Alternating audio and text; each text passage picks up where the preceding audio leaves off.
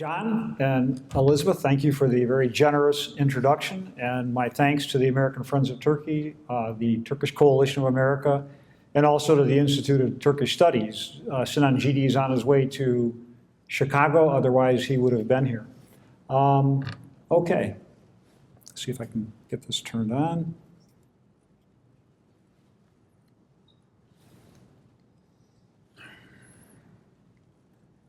All right, I'm going to put you back in high school and talk a little bit about what is history, because people will always come to you and say, you know, history says, history shows, and I caution people about that. So we're going to go back to high school a little bit, talk about history. Then I'm going to talk a little about the Ottoman Empire's approach to counterinsurgency, persistent war, and then discuss the committee approach to insurgency and how that threatens the Ottoman Empire.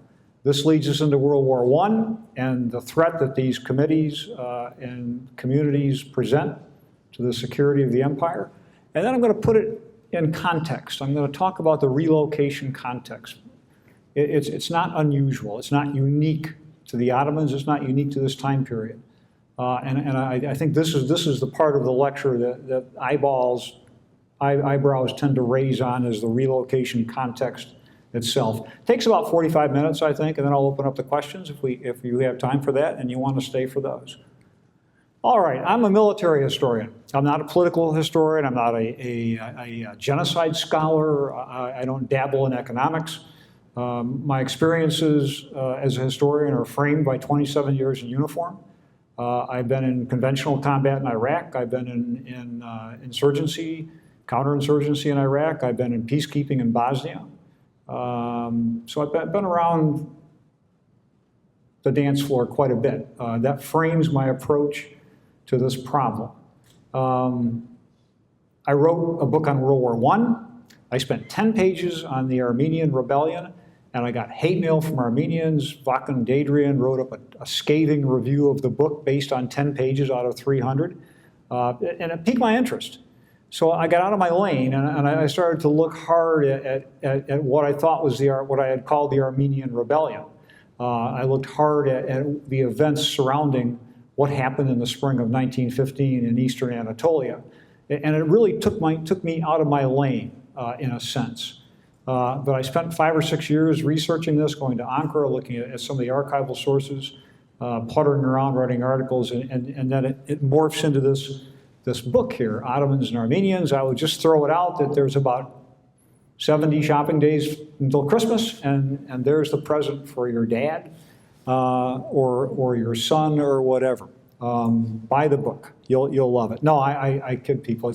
Unless you're a military historian, it's tedious. And despite John's kind remarks, most people would probably be hopelessly bored by the content. It's a military history. It talks about battalions and regiments and movements of troops and counterinsurgency policy. My next book comes out in March, just in time for Gallipoli. I'm now back in my lane. This is a new approach to Gallipoli. It looks at decision-making at the operational level. Nothing quite like this out there, so I'm now back in my lane. And quite frankly, I'm kind of done with the Armenian rebellion at this point. I've given this lecture several times around the country. Armenian people have come to it, and at the end of it, just hound me relentlessly. So if there are anybody here that wants to chat about this after, I'm more than willing. All right, history. We often hear people say history shows, or history demonstrates. And what I'm here to tell you is it's not true. You will never find a history book that is entirely free of some predisposition, some pre-writing bias on some part. You can write history any way you want to. There's a raging debate right now in Colorado and Texas on the AP history curriculum and how the AP, the Advanced Placement History test, is packaging its view of America. And you wouldn't think this would bother people, but it does. It polarizes people. You can make history say anything you want, and it changes. The history of Lincoln's cabinet today is different than it was 10 years ago because of that book about Lincoln's cabinet and the movie. So history changes as we go through time. Questions I always ask, whose history is it? Who owns the history? Who benefits from this narrative and the way we tell the story this particular way? It serves an interest. It's used in ways that are subtle. We use American history in high school to rationalize the American experience for young people. It serves a curricular purpose, and history is written this way. I'm going to go into an interesting sidebar here on a book called Destiny Disrupted by a historian, a scholar named Tamim Ansarai, and use that as a good example for understanding the narratives about the spring of 1915. History affects the thinking of people. It affects the thinking of populations. Okay, that's what you learned in high school if you went to school in the United States, and you'll recognize the Romans and the Greeks and the Renaissance and the Reformation. And all those things linearly put in chronological order, rationalize history for American students. And it explains that. That's why the curriculum does what it does. It explains to young Americans why democracy, why capitalism work. It justifies and rationalizes the United States. It's a rationalization. Okay, this is Ansarai's model. Now, there it is, according to Ansarai. I'm not a Middle East scholar of curricular matters, but he says, at least in most of the Middle Eastern countries, this is how the narrative is packaged. Now, these are roughly the same events, but they're packaged differently. And you've got what we call the Crusades is a catastrophe for these people. Christians come in from the west, the Mongols come from the east, and they squeeze and they take and they wreck everything. The permeation of the East by the West, the Sykes-Picot Agreement, all that stuff that the imperialists do in the Middle East that sets it up for disruptive destiny in this man's words today. This, in the Middle East, explains the Islamist reaction. This narrative, this package, doesn't explain democratic capitalism. It explains the Islamist reaction. It explains the Islamic State. It explains Al-Qaeda. It explains all that stuff. What Ansarai says is that you cannot, should not try to explain the Islamist reaction with our narrative. It's an interesting point. How do we understand the Islamic State today? IS, ISL, whatever you want to call it. We understand it through the lens of the West. And it causes us great difficulty. Why is it we have such a fractured approach to dealing with the Islamic State? Part of the reason is I'm not sure we understand them. Ansarai would say we can't. You don't. You've got to be a Middle Easterner, understand what's going on there. So, how does this affect what I'm talking about? All of this stuff creates a predisposition on the part of any historian, any person toward certain things. We pride ourselves on standing back and being objective and saying, okay, I'm going to let the archives speak for themselves. I've heard that a million times. I've said that myself.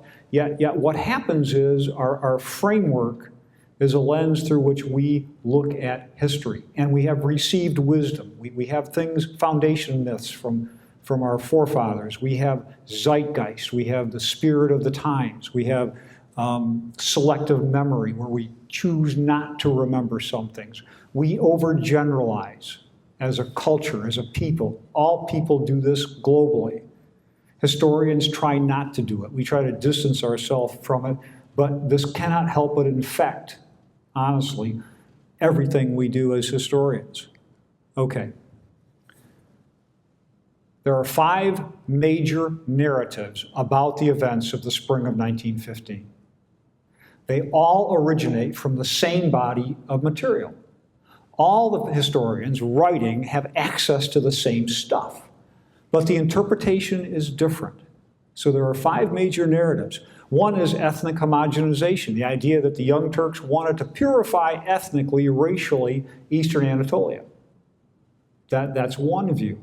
Intent to destroy. This is the genocide argument, that starting as early as 1909, 1910, the Young Turks, with a a racist ideology intended and set out to destroy the Armenian population. That's a second narrative. That's the most popular one in the West, unfortunately. Cumulative radicalization, Donald Bloxham's argument that things just happen. One darn thing leads to another, and the Armenian committees and unrest and in the context of a global war, and the Turks start moving a few people here, moving some people there, and there's some shooting and some massacres, and all of a sudden it mushrooms into a regional event. So cumulative radicalization, this is a compelling argument. Things start small and they get bigger, and all of a sudden what they thought they could control, they can't, and it's out of control, and away they go. Retaliation and justification. This one is a Turkish narrative that we had to kill the Armenians, or the Armenians sadly were massacred because they massacred Muslims, and it was reciprocal. And one side shoots one person and the other side responds, and the idea of justifying what happened because of retaliatory, we did it because they did it. That argument goes nowhere. State security, major insurgency. This is the one I wrote about 10 years ago. I believe there was a major Armenian rebellion in eastern Anatolia that was such a threat to national security in 1915 that it had to be dealt with heavy-handed, hard tactics. I've come off that. None of these arguments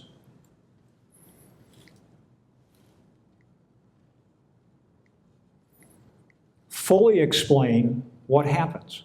So what I have is a sixth narrative, a military narrative. The relocation is a subset, it's a tactic of a counterinsurgency strategy designed for a specific purpose. So my narrative is a sixth narrative. Are any of them right? I don't know. Your guess is as good as mine, honestly. The one that I've written about seems to fit all the facts as I put them together. I have a lot of questions. You know, how come 350,000 Armenians aren't relocated? How is it that only a portion were relocated selectively? How is it that anybody survived? How is it that there's a huge volume of messages in the archives, not only in the Turkish archives, but in the Russian, the British, and the French archives, speaking to a rebellion? So the questions I ask drove my research and led me to this sixth narrative. It fits all the facts. I don't reject the other narratives. They might be true, I don't know. Here's the honest truth. Nobody knows the whole story. Nobody can conclusively, positively say right now something happened or something did not happen. We don't have all the facts. That's the sad, simple truth. Linguistics is a problem. Who reads Ottoman Turkish? I don't. I don't read Russian. I mean, the skill it takes to go through all the material doesn't exist in a single person. So we have some historians looking at stuff, making small baby steps, and people eventually will put this stuff together and synthesize it. That's what's happening with this particular thing. Okay, the sick man of Europe. You're familiar with this. The Ottoman Empire is decaying. It's losing ground. It's lost ground since 1620. It's gradually getting chopped up and taken apart by the Europeans. It has a primitive, agricultural, unindustrialized, undereducated population. It's weak, has a government in the hands of a sultan, a hereditary ruler. It's got problems, famously called the sick man of Europe. 1914, World War I rolls around, and it is neutral initially, and we'll get into that. Okay, it is weak, and because of this, it is subjected to rebellions empire-wide. I get it that the Armenians were unhappy. I get it that the Albanians and the Yemenis and the Arabs and the Kurds, how could they not be? How could anybody in a multi-ethnic empire ruled by other people be happy? They're not. They aren't happy in Austria-Hungary. The Serbs aren't happy. The Bosniaks aren't happy. The people in the Caucasian republics aren't happy in the Russian Empire. So I get that. I get truly that there is a certain level, a threshold of oppression that exists in all these multi-ethnic empires. And rebellions break out in all of them, more so in the Ottoman Empire, to the point where for about a 30-year period, we have a phrase military people use today called persistent war. We're in the middle of one right now. It seems endless. It started in 2001. Now it looks like we're going to go back to it in Iraq and Syria. So you live with a persistent war. It wears countries down. It wears populations down. It weakens government. They have this problem, and they have rebellions everywhere. There are unhappy Armenians in the Constantinople and Eastern Anatolian area, and they rebel. There are Bulgars and Macedonians who rebel in what's now northern Greece and Macedonia. There are Kurds who are in rebellion all the time. There are people down in Yemen who rebel all the time. There are Greeks on Crete. There are Arabs in the Arab Peninsula. They own Libya at this time, so the Libyans are in rebellion. The Albanians are in rebellion. Some of these are sequential, some of these are simultaneous, but this goes on for 30 years. And what happens is we have to understand the military response. How do they deal with counterinsurgency? They send in armies. They send in 20,000 people. If that's not enough, they'll send in 40,000 more. They might send in 100,000. And they'll stamp it out. So the Ottoman response to insurgency is to send in the army. It's almost a reflexive action. They're spring-loaded to do it. That's how they do it. Sometimes it works, sometimes it doesn't. In the middle of this is a new form of rebellion, and it's called insurgency by committee. It's a signature of the age. It's anarchists and nihilists in places like Russia and Italy. And the committees start in the Balkans. And these are small groups of people. It's not a popular uprising. It's not France in 1789. It's not the United States in 1776. These are small groups of highly motivated, dedicated people, much like Al-Qaeda today. The two that are of most concern to the Ottomans are the IMRO, the Macedonian committees, seeking to liberate what's now Bulgaria, Macedonia, and lower Serbia, Kosovo, that area, and the Armenian Revolutionary Federation. So these are committees. How would you describe a committee? They're heavily armed. They've got a persona. They've got an identity. The Armenian committees look like that. They like to take pictures of themselves with the bandolier thing. They look like Pancho Villa and Mexican bandits. I don't know why, but that's a very popular pose. There are hundreds of these photographs in the archives. Does it mean the entire 1.5 million people, Armenians in the Ottoman Empire, are in this? No. This is a small group of people, but they're highly motivated. They have manifestos. The manifestos are dedicated to the idea of autonomy or independence. The manifestos, as do those of the nihilists and the anarchists, the Black Hand, for example, that takes down the Archduke on June 28, 1914, is such an organization. It's a Serbian committee operating inside the Austro-Hungarian Empire. They use violence for political means. This is a terrorist agenda. We're going to force the hand of the ruling class by implementing a terrorist event that will cause an overreaction, thus bringing in the great powers. It's a calculated act. So they have manifestos. They're Marxist socialists initially. They'll morph a little bit more towards socialism. They'll drop the Marxism, but they retain the violent terroristic act, what they call the propaganda by deed in the manifestos, as the operative motif for how they're going to achieve independence. They're cellular.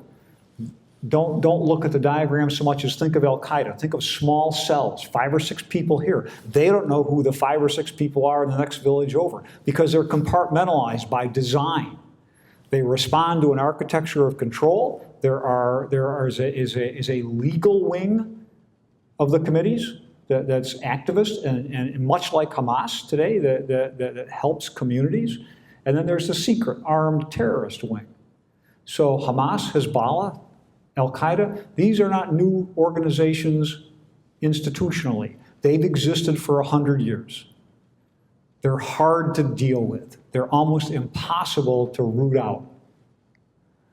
They smuggle arms. The Armenian revolutionary committees have extensive networks in the diaspora, in France, United States. They have fund drives, they raise money, they buy weapons. Europe is awash in weapons at this time.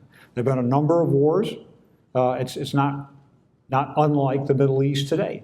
You can go out and you can buy 100 rifles, no problem. And then you can bring, they're smuggled in. So over a 20-year period, the committees in Macedonia and in the eastern provinces, the Armenians, pardon me, I've got a nagging chest cold, smuggle in lots of weapons, thousands, 5,000 rifles, for example.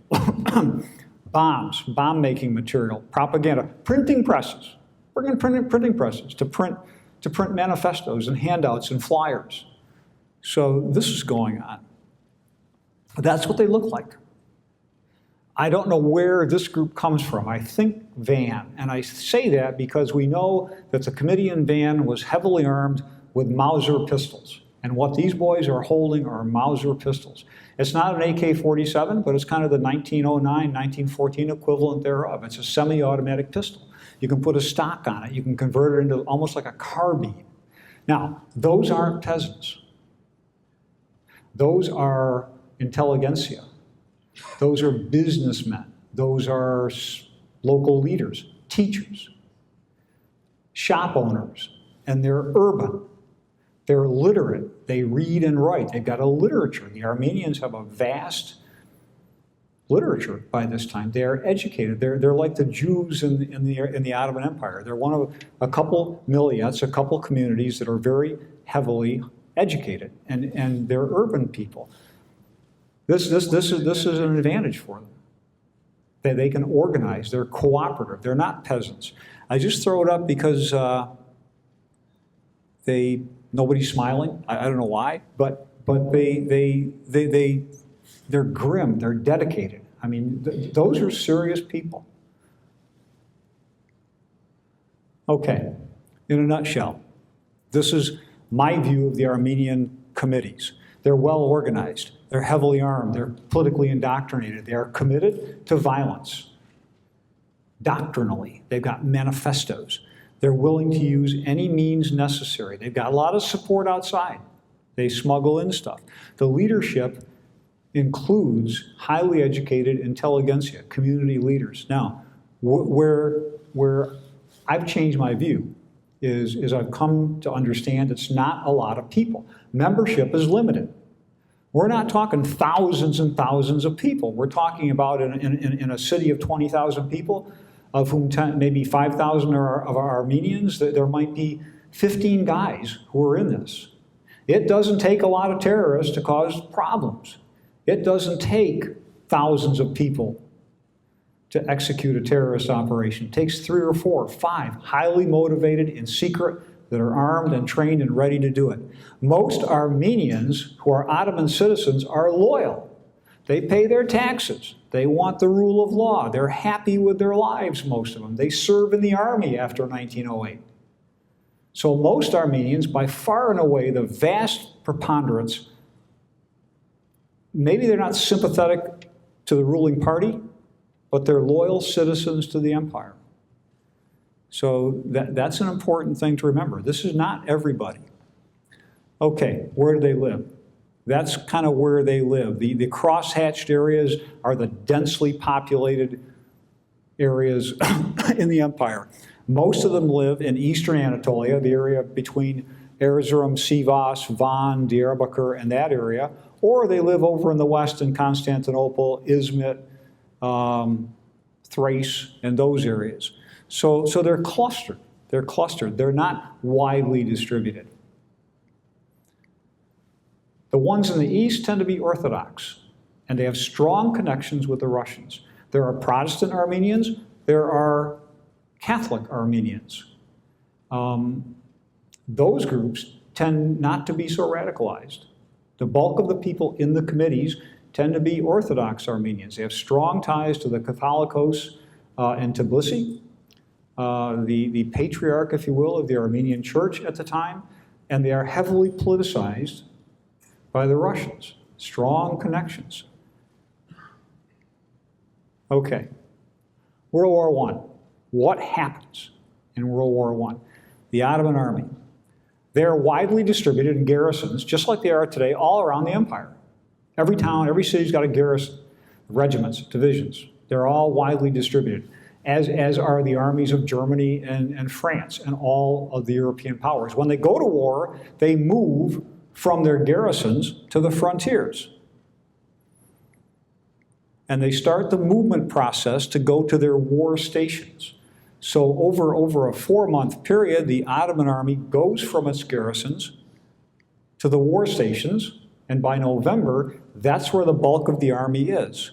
The remaining corps are headed for Palestine or Mesopotamia.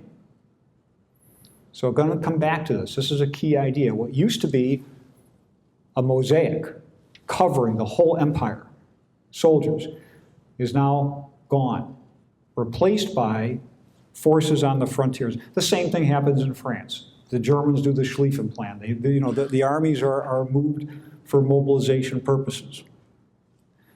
Okay, the army's deployed. Going into the spring of 1915, Ottoman intelligence. What does the government know? What don't they know? What do they know for a fact? They've been tracking the Armenian committees for 25 years. They've got solid intelligence on the bulk of the leaders, on the location of the cells. They know a lot about their capability and capacity, what they're armed with, how much. So they've been tracking these people. Ottoman intelligence, human intelligence, we call it today, human, is very good. They've got informers. They've got spies. The Armenians have had a number of congresses where they get together and discuss changes to manifestos, they discuss operational plans, and they discuss the way ahead in the future. There's been, the latest one has occurred in Erzurum in August of 1914, and it's split. Many of the Armenian committeemen at Erzurum want to remain loyal to the empire, but there is a substantial number of people who say, this is our opportunity, and if we don't strike now, we'll never get our independence. So this is a polarized conference, and there's a very vigorous, vehement wing of the committees who demand action. Europe's gone to war, and this is our chance. There's a number, thousands of Armenians who after the Erzurum conference, go to Russia and form regiments of Armenians called druzinis. So these are volunteer regiments, kind of on the scale of the Islamic State. They're not with black flags and bandanas, but they form themselves into volunteer regiments, and they train. The Russians give them weapons, and they're ready to go. They're poised, they're spring-loaded to come back and attack the Ottoman Empire. There's a quasi-war on the northeastern frontier. There are guerrilla actions going on up there all the time. There are massacres, there are kidnappings on both sides. Armenian committeemen are kidnapping Muslim Turks. The special organization, Enver's special forces guys, are kidnapping and massacring Armenians. And it's going on before the war starts for the Ottomans. It's escalating. It's getting worse and worse and worse. And all the reports from the Foreign Ministry, the Ministry of Defense, pour into Constantinople, where the staff reads them. And there is a certain amount, as we're seeing today, of threat fever.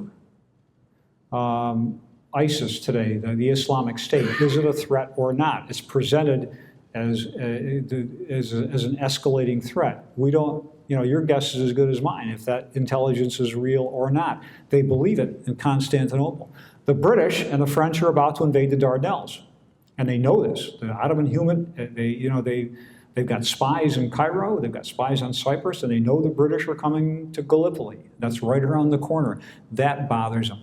The key piece of this isn't the military deployments. It really isn't the activities of the committee. It's the vulnerability of the logistics net. So the last piece of this is they are acutely aware in the Ottoman staffs of how vulnerable the armies are on the forward frontiers logistically. Okay. We're going to look at the Third Army. The Third Army is the one that's up there on the Russian frontier. And if you look at the road networks, they go back from the Russian frontier all the way back down to Adana, or they hook into the railroad and they go to Constantinople. The army needs, on a continuing basis, food, ammunition, fuel, medical supplies. It needs replacement soldiers. There's a pipeline that keeps that army in being. The army has maybe 15, 30 days of supplies. After that, it starves. So to keep 300,000 men on the frontier as soldiers, you've got to supply them. So the lines of communication are critical. If you cut those, interdict those, the army, after 15, 20 days, starts to starve. Let me go back. The Armenian communities lie directly on these lines of communications. So the Armenian communities, these aren't exclusively Armenian towns, but there are numbers of Armenians living in places like Erzurum, Konya, Sivas, that are right on these right on the roads. Starting in February, March, and going into April, there are increasing numbers of interdictions on the roads, bridges blowing up, railways, or not railways, but telegraph lines cut, supply parties interdicted and massacred, the stoppage of supplies, and these things are going on all over. We're not talking thousands and thousands of people in rebellion. We're talking about select, kind of like Lawrence of Arabia. If you remember that movie, knocking out the railway and then fleeing into the interior. What that does is to stop the railway for a week till they fix it. So this is that kind of an activity, and there are a lot of it. And the archives are full of this stuff, not just the Turkish archives, but the German archives as well. Reports of what's happening out there in Eastern Anatolia. And there are escalating amounts. It's getting worse as we go from February and March into April of 1915. The one that is most important is what happens at Van. The city of Van in the east becomes the signature event, in my view, that changes everything. Van is a city with a substantial Armenian population. The committee in Van happens to be led by a brilliant guy. It's well organized, well armed. And what they do in early April of 1915 is to take the city. The Armenian position is it's self-defense. The Turkish position is it's a conquest by design. You can pick whichever one you want. What we know for a fact is that Armenians control the city by the 15th of April, 1915. What I would point out is the front line. That's the front line. On the west is the Ottoman army. On the east are the Russians. Well, Van is all of a sudden in the hands of the Armenian committees, and the army can't take it back. There's no people there to take it back. So the Druzini and the Russian army attack from the east at the same time. Is it a plan? There's no smoking gun. There's nothing in the archives that indicates that this is a combined pre-planned operation. But it looks so much like one, it's hard to think it wasn't. Look at the bulge in the line. That doesn't happen in World War I very often. What do we know about World War I? Stalemate, trenches. Progress is measured in yards, not miles. This thing happens in the blink of an eye, and it's a strategic disaster for the Ottoman Empire. They look at it hard and they say, what if they do this in other places? Is it a rebellion? Morgenthau, the American ambassador, says it is. There's messages he writes to the State Department saying he thinks it's a rebellion. He thinks it may be as many as 25,000 people. It's not. It's probably 500 or 600 hardcore committeemen. But this is an example of the kind of a bad intelligence that's floating around. If it looks like a duck and it quacks like a duck, it's probably a duck. And if it looks like rebellion, it's probably a rebellion. They think it is. That's the threat. Armenian committees living in those cities What happens if sequentially what they did at Van, what happened at Van, is done behind the lines of the Third Army? And these giant chunks get bitten out of the front, and before you know it, the Russians and the Armenians are down at the Mediterranean. That's the worst case. That's the worst case. Is it possible? Yes. These are heavily armed people. What happened in Van was possible in these other cities. Here's the strategic dilemma. They can't deal with it. Go back to the persistent war. How have they dealt with insurgency before? They've sent the army in masse and stamped it out. They can't do it. The army's fighting on the fronts, and now Gallipoli has occurred, and now that's sucking every available man toward the Dardanelles. Here's the problem for a strategist, for any general staff officer. There's no forces in the interior to deal with the Armenian rebellion. There's some gendarmes, there's some recruits in recruit depots, but there are no trained soldiers available. The question, if you can't do what you used to do, what do you do? If you can't send in the army, then how would you deal with a rebellion? And they are convinced it's a rebellion, and they are committed to dealing with it. It doesn't matter if it really was a rebellion. It doesn't matter if it's a combined plot with the Russians. It doesn't matter if it's perceived as real, it's treated as real. It doesn't matter if you're writing a history of the Iraq invasion of 2003, whether George Bush was right or wrong in his decision. He believed that Saddam Hussein had weapons of mass destruction. He believed that Saddam Hussein was poised to give them to terrorists, and somehow that would magically create a threat to the United States. We can judge that decision, or we can look at the history. And the history demonstrates that George Bush thought it was significant enough of a threat to justify an American invasion. So that's the historical piece of it. If you want to judge it separately on whether it was a good or bad decision, an illegal decision, you can do that. But the explanation for the invasion goes back to George Bush's beliefs. It didn't matter whether it was real or not. George Bush believed it. The decision makers, Enver Pasha and Talat Pasha, and the general staff and the foreign ministry people believe there's a rebellion. They believe it. They've got intel, they've got reports, they've got prisoners, they've got enough evidence where they believe it. Is it real? Your guess is as good as mine. I'm not going to judge whether the decision itself was a good decision, whether it was accurate, whether it was totally reflective of the facts. They were predisposed to thinking, because they knew all about the Armenian committees for the past 25 years, they were predisposed to thinking it was a threat. When the intelligence reports comes in, it's treated as a threat. How do you deal with a rebellion where you used to send in the army, but now you don't have an army to send in? They do something different. They do what we all call in military history and in the staff college, the relocation of people. Some of the Armenians, this is the where's the proximate cause of the movement? It's this message from the foreign ministry. Some of the Armenians are causing problems. Not everybody, not a lot, only some of them. And here's what they're doing. They're cutting off the army, and they're in rebellion. They're aiding the enemy. They're a problem. They're obstructing operations. They're preventing supplies from being delivered to the front. They're collaborating with the enemy.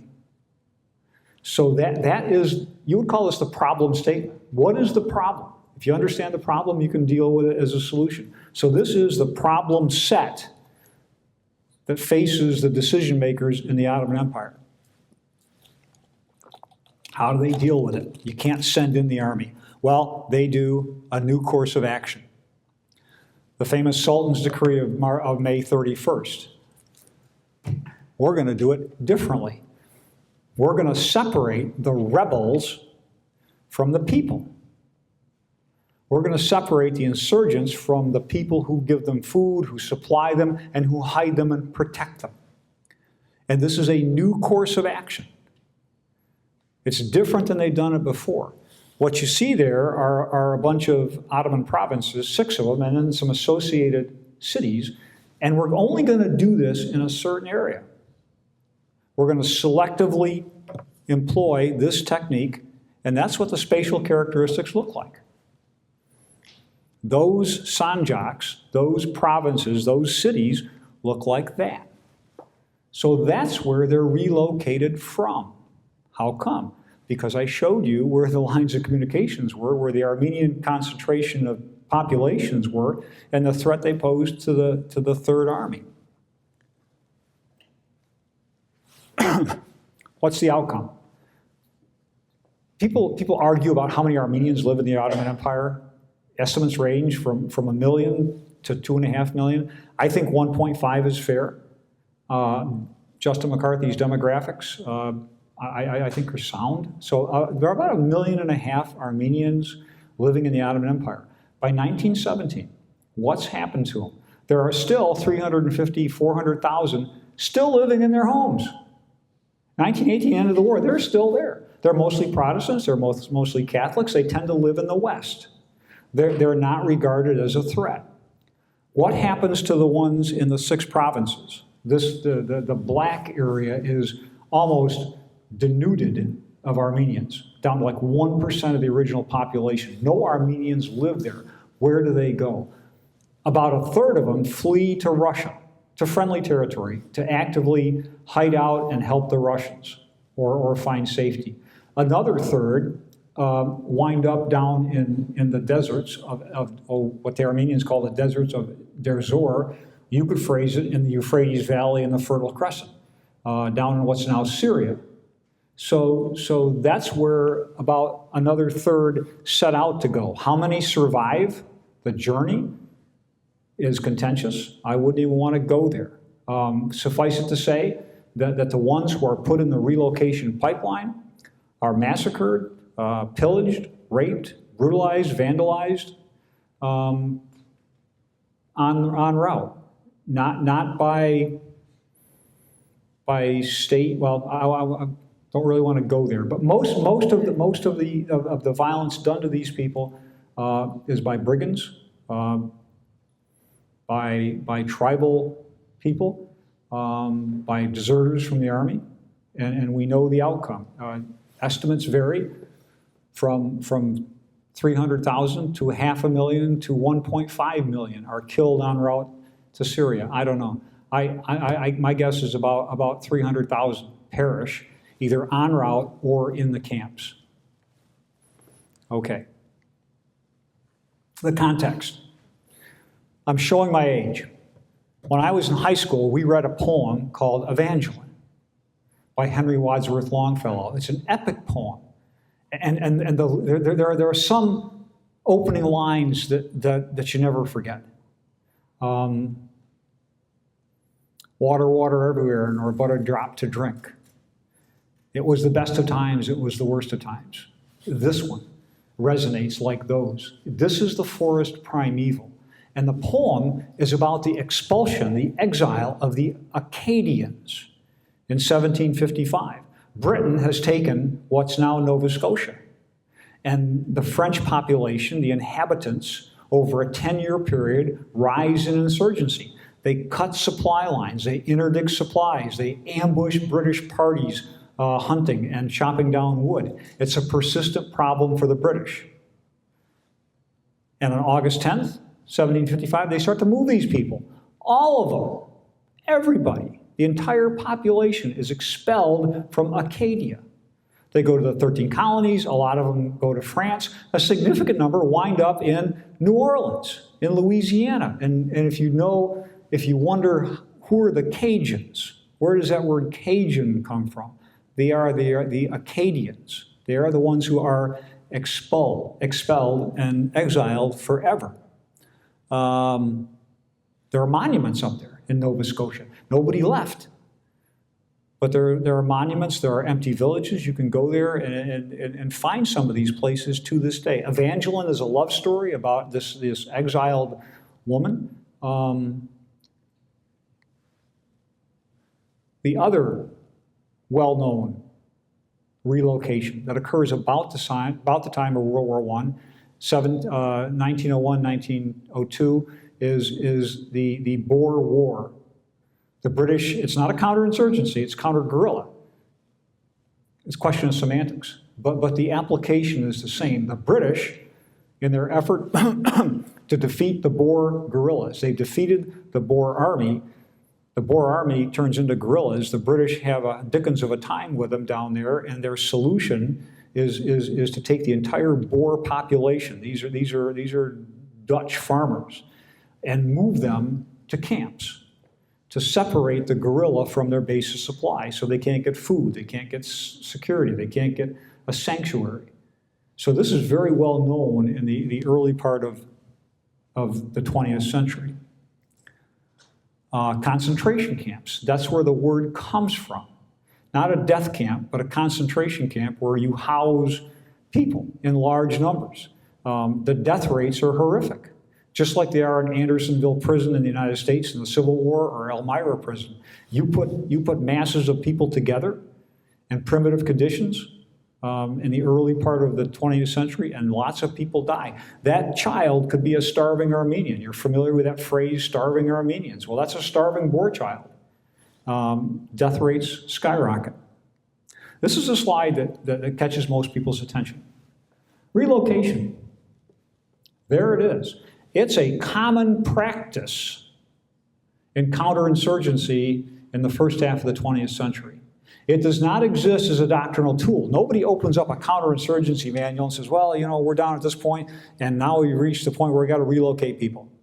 It's not that. This is, for want of a better term, best practice. If you can't beat the guerrillas, the insurgents, the rebels any other way, this is a solution. It is a best practice. It's widely understood. It's not a doctrinal. Nobody teaches this at the staff college. It is widely practiced. Some of the numbers are huge. The quadrillage in Algeria, the French moved 800,000 people in the middle of the 1950s. The Briggs Plan in Malaya, the British in the early 1950s move ethnic Chinese who were in rebellion to camps. And the words change. The British call them new villages. We do it in Vietnam. We call them protected hamlets. Very cool. Quadrillage, exile, relocation camps. The vocabulary is irrelevant. The fact is you're uprooting people from their homes and you're putting them in camps by design to separate them from the guerrillas, the insurgents, to deny the insurgents, the rebels, the guerrillas sources of supply. We haven't seen much lately. Concentration camps that the Germans do in World War II, the extermination of the Jews, are camps of a different sort. They're designed as labor camps with extermination facilities to kill off millions of people. The word concentration camp has come to be associated with the concentration camps of the Holocaust. The concentration camps I'm showing you here are not that kind of a camp.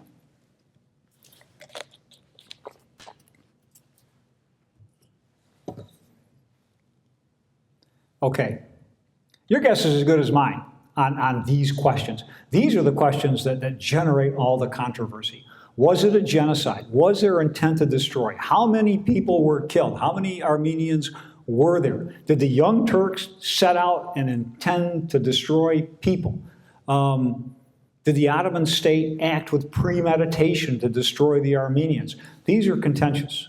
Historians will argue about this for the next 100 years. The 5 narratives I talked about try to unravel this. Here's the truth of it.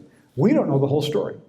Nobody does. If anybody tells you that there's a factual basis for any one of the 5 narratives, be careful. It does not exist. It's all speculation. And if you open up books on those 5 narratives, what you'll see are words like probably, very likely, it seems that, he must have known. So they are rampant with speculation on trying to make an assumption. Correlation is not causation. The fact that something looks like a genocide, looks like an intentional slaughter, doesn't necessarily make it so. So to get by that historical rule of correlation is not causation, the people in the 5 narratives that I showed you speculate. What can I tell you? This I can tell you about. The revolutionary committees were a threat. They had capability, they had capacity.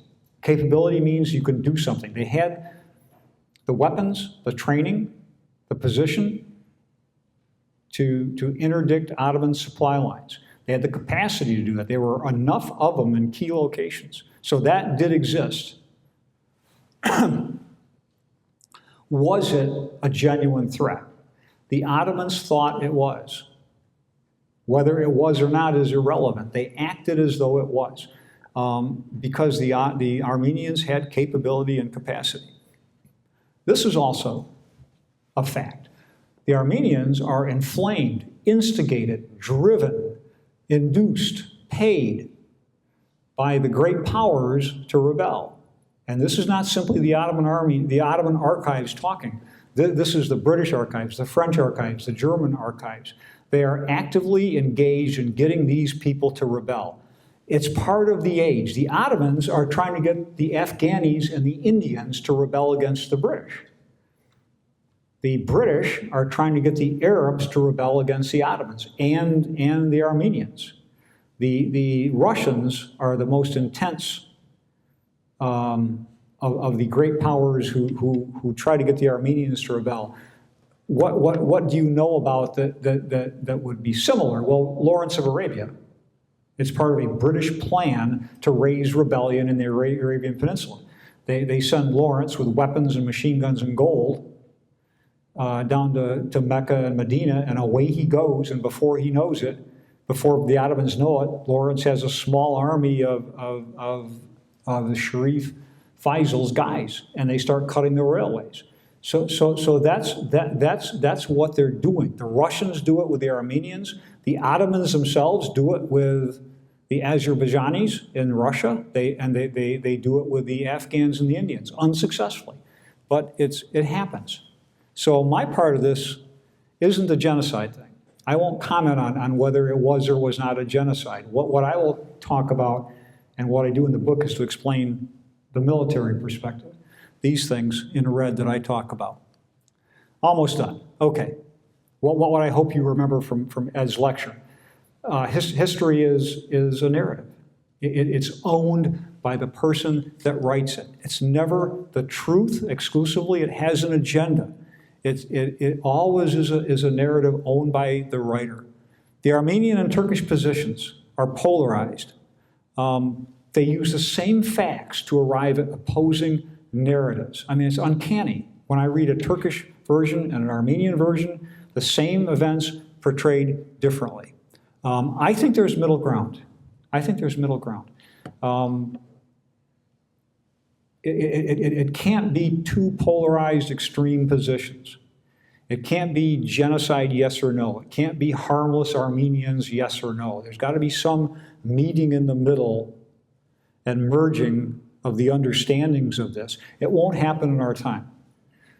People in Turkey say, well, what can we do about the Armenian lobby? What can we do about April 2015, right around the bend? And I say nothing. This is a 100-year process. This won't be understood for 100 years, sadly. The last thing, read widely and in depth. There's a huge literature on this. Don't just read the Turkish side, read the Armenian side as well. They all have something to offer. And with that, I'll conclude. And if anybody has questions, I'd be glad to take them. How long did I take? 45 minutes, roughly? Maybe longer? Questions, sir? Oh, you raise your hand?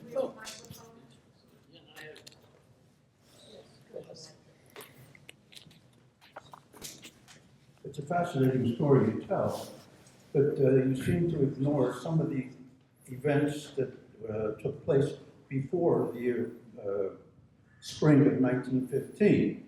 You don't talk about the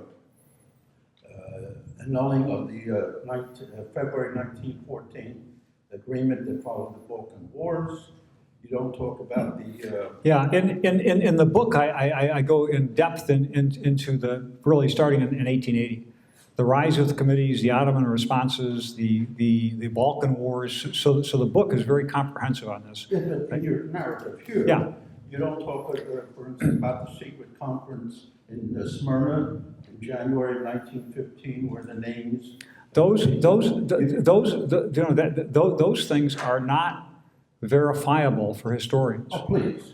They're not verifiable. There's no authentic evidence. Those are speculations. Dadrian and those guys, that's speculative that happens. I don't want to be in an argumentative state with you, sir, but my mother's father was on that list. He was warned in advance by a Turkish friend, you want to get the hell out of Turkey. Yeah. He got out of Turkey. There was that secret. They're not really secret lists in a sense. What they are on the April 24th, the Ottomans arrest 300 intelligentsia and Armenian notables in Constantinople and Smyrna. How come? Are all of them revolutionaries? No. It's profiling. It's profiling. What we know about the committees is that they're led by intelligentsia. So most of the people who are arrested on April 24th, within 10 days, return. The ones who are thought to be guilty are held in camp. But you don't talk about the plans that were made to relocate the people long before the events of late spring of 1915. The laws that disarmed the Armenians, including the true Armenians in the army, that was in December of 1914. The Armenians in the army are disarmed in February 1915, and they're disarmed for just the reasons you might suspect. They're transferred to the labor battalions to work on the roads. So that's in the book as well. With 45 minutes, there's a limit. I've got to compress the argument. Have you read the book? No. You should. No. Yeah, you should. It's documented. It's a combination not only of Turkish sources but of Russian sources and the strong Armenian literature that exists on the committees. So the book does cover all the absolutely. Spring of 1915 events. Yes. The declaration of a fatwa against the infidels, etc. Yeah, that's irrelevant to this. Quite frankly, the idea that the Kaiser, talks the Sultan into issuing a jihad. It doesn't affect this. Since you are defending your point, let me ask this question. Sure. Why were the Assyrians and the Pontic Greeks killed? They are also a threat. They're also viewed as a threat. Were they a threat? Probably not. It doesn't matter. It doesn't matter whether these groups were actual threats. They were thought to be threats. Some of the Assyrians, some of the Kurdish tribes are taken off the board too. The Pontic Greeks. Most of that happens after World War I. That happens in the 1919 to the 1923 time frame. 400,000 of them were killed before the 1923. I don't really want to get into numbers because the numbers are contentious. We don't know how many are killed. You don't know. I don't know. There's no documentation on this. What makes the Holocaust unique, to be honest, is the minute attention to detail that the Nazis have on collecting names and documenting travel. Nothing like this exists in the Ottoman Empire. Most Armenians survived the war. The fact is, in 1923, out of the 1.5 million Armenians, perhaps 1 million of them survived. More Armenians survive than are killed. Well, my father's family didn't survive. That can give you at least I get that. I get that. I get that. All I can say is buy the book, read it, and with an open mind. With an open mind. The Armenian Revolutionary Committees are just that. They're not self-protection groups. They're Armenian Revolutionary Committees. They're heavily armed. That's a fact. That's a fact. How come then no contemporaneous report of the war ever mentioned rebellion? Well, of course they do. You look at the German archives. The word pops up in about every other memo from Wangenheim to the Foreign Ministry. You look at the British archives and what's happening in Cairo. The messages from Gray and Baghouse Nubar to Gray. I mean, that's just patently wrong. Rebellion. Yes, yeah. Read the book. Read the book. You have to read the book. I've got to move on to other questions. There's a lady back here. Yeah, if I had 12 hours, I could go through the book page by page. I wish I did. Dr. Erickson, how many Armenians had weapons? How many Armenians have weapons? I don't know. I can tell you that in some places they number in the thousands. There are some places like Van where they have. My grandfather, who had been given a Mauser, that sharpshooter we talked about, by the Young Turks in 1909. In 1914, he was asked to return that gun. And they had very good records. They had who they had given it to and the serial numbers. There wasn't anyone in the areas that my family came from with any weapons at all. What city was your family from? Harput. Harput? I would disagree. I can show you photographs. I can show you photographs. I can show you photographs of the weapons that are collected in Harput. Harput is a hotbed of Armenian committee activity. The fact your family doesn't have a weapon doesn't prove that the committee doesn't have weapons. That's not proof for a historian. What historians are going to look at is what happens in Harput. There's an Armenian incident caused by the committees, which you can characterize as a rebellion. You can characterize it as self-defense. Whatever it's characterized, it's fought with guns, and the Turks in the end prevail, and they capture lots and lots of weapons. One of the outcomes of this is photographs of captured Armenian weapons. In the same way that during Vietnam, for example, you saw photographs of captured Viet Cong weapons. It's unarguable that the Armenians were heavily armed. Read Louise Nalbandian. Read Harash Dashnibian. What I've taken about the Armenian committees is not the Turkish view. It's the view of the Armenian scholars who write about the committees. Louise Nalbandian, the preeminent one, Harash Dashnibian, and they talk about the arming, the preparation, the training. Another question.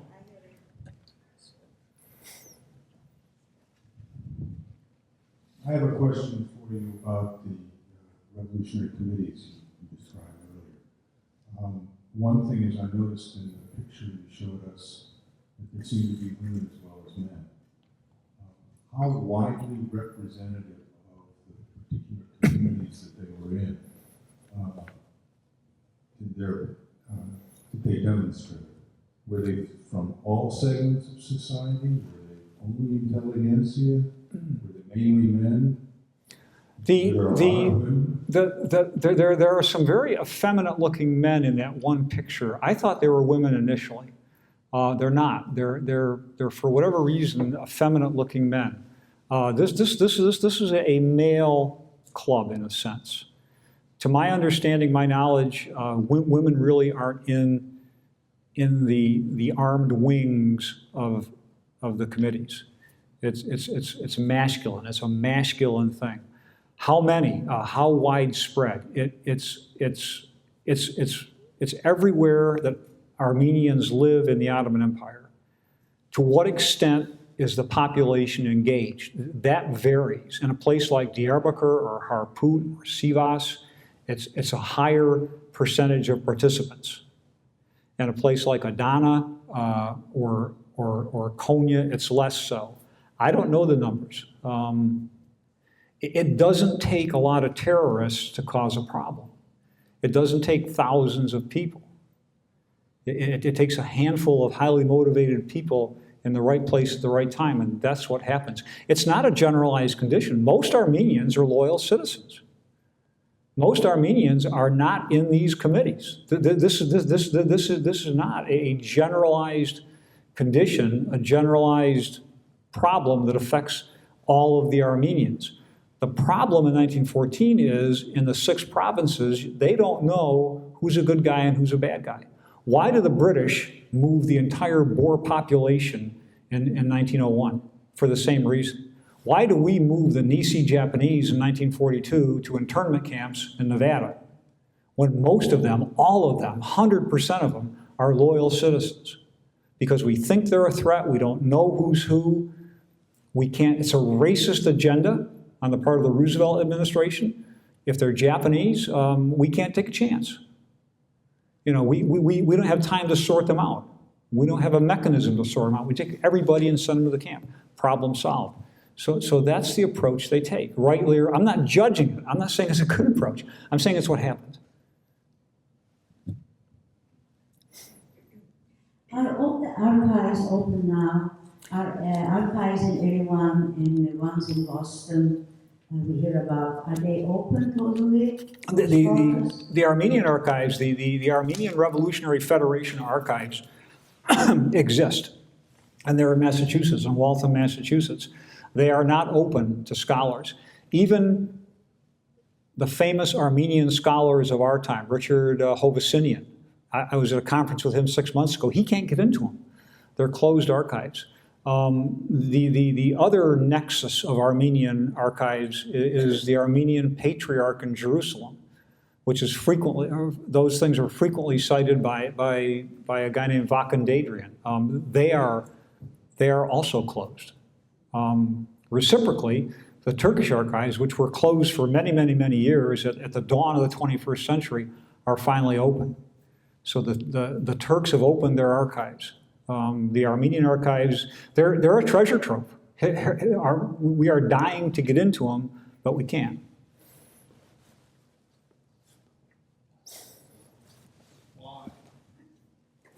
Your guess is as good as mine. You'd have to check with the Armenian lobby or the Armenian Revolutionary Federation that exists today. Still exists. Can you tell us something about the condition of the Third Army during that winter of 1914? Yeah, this is the army that's been engaged in the Battle of Sarikamish in January of 1914. It's a lot like Valley Forge, freezing, bitter conditions, sub-zero temperatures. The Army has lost approximately 30,000 people to climatic conditions. The survivors are weak. They don't have very many supplies. It's a very weak army out there. The Ottomans are logistically challenged throughout the whole war. It's an unindustrialized peasant economy without infrastructure. And so their ability to keep men in the field, the problem for the Ottomans is never the number of people. The problem for the Ottomans is feeding and arming and equipping the people that are out there. And that's the problem that affects the army for the entire course of the war. It's worse. It's worse in Mesopotamia, believe it or not. It's next to the worst in the Caucasus.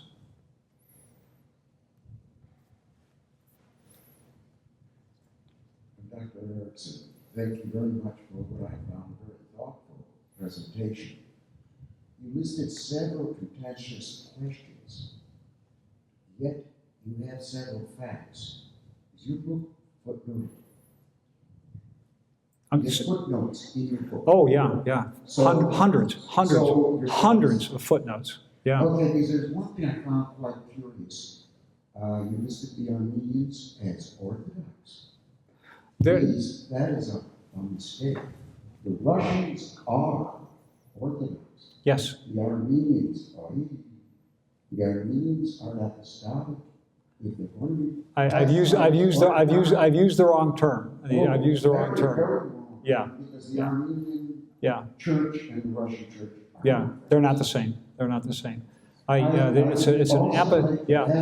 get confused when I hear words like Catholicos, but it's the Armenian Apostolic Church. It's totally understandable. That's why I'm one of my. They are strongly linked. They are strongly linked to the Russians. The Catholicos himself is in Tbilisi, and there are direct connections Which Catholicos? of the what I call the Orthodox, or the Apostolic. I'm sorry, let's not go there, but Okay. your facts on the church is wrong. Okay, I I'll will. also just point out your photographs. Those photographs were taken at the turn of the century. If you look at the photographs of the border wars, people at that time, when they were photographed, had to stand still for over a minute worth of exposure. That explains those weird expressions. And this is something. People in old photographs don't smile much, anyways. We all have family photographs, and people don't smile. It's one of those things where I hadn't thought about that, but that's probably as good an explanation as any. It's a fact that can be documented. Yeah, interesting. I didn't know that, but that makes sense. We have time for one more question? Yes, could we have one more question? Just a and then- comment, not a question. The Catholicos of the Armenians was in Constantinople. There's a guy in Tbilisi called the Catholicos, and his name is Kervork V, at least according to Nalbandian and Dashnavian. I'm not an expert in Armenian history. I look at the military context. So, Mixing up the churches again. That's a separate church. yeah. Well, what I'm saying is there are strong links between the Armenian church in Eastern Anatolia and Tbilisi. Now, the Armenians say, I'm not saying, buy the book, look at the footnotes, go out and hunt down the references and read it yourself. I'm not making this up. This is Louise Nalbandian and Harach Dashnabian, the two premier people that write about the committees. They're Armenians. They're not Turks. Not Ed Erickson. Last question. Dr. Erickson, are there scholars working now on Armenian officers during World War I in the Turkish army? We hear about those who were not officers, obviously, who were working on the roads and such. But there were a number of Armenians who were officers and served the Ottoman Empire well. And I'm wondering who, if anyone, is really working on that. I know that the Taurosian memoirs have been contentious recently. Yeah. That's unfortunate, because there really were a number of officers who were. The educated nature of the Armenian population leads Armenian men into the technical services. So the Ottoman Medical Corps is densely populated with Armenian doctors. The railway service, the logistics railway service is densely populated with Armenian railway specialists. The artillery, especially the coast artillery, that's the memoirs you're talking about, technical service is densely populated with Armenian officers. They stay in those positions till the end of the war. It's well known in Turkey. It's well known by specialized scholars, by myself. Nobody I know of is working on that problem. It's a great graduate or PhD thesis for somebody. In 1918, there are huge numbers of Armenians still living in their original homes. There are hundreds and hundreds of Armenian officers still serving loyally in the Ottoman army. It's almost an oxymoron. I mean, how can you be an Armenian in 1918 and still serve loyally? It's a niche. It's an empty gap, and it needs work. Why don't you take it on? I'm an art and architectural history. That's a great question. That's a great question. I'd like to thank Dr. Erickson for what has been a very illuminating and thoughtful, I think was the word that was used earlier, and in many ways provocative in a very positive way to force us to think about all of these issues.